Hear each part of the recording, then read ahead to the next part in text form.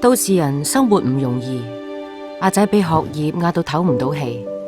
阿爸阿媽俾生活嘅重擔搞到瞓唔着覺，生活嘅巨大壓力令佢哋情緒低落，心情不佳。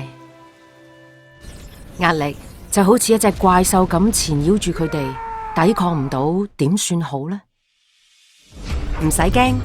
而家有健康超級英雄喺度，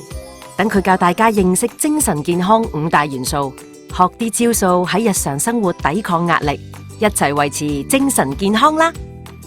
嗱，根據呢5大元素，其實好簡單：平靜嘅靜觀練習，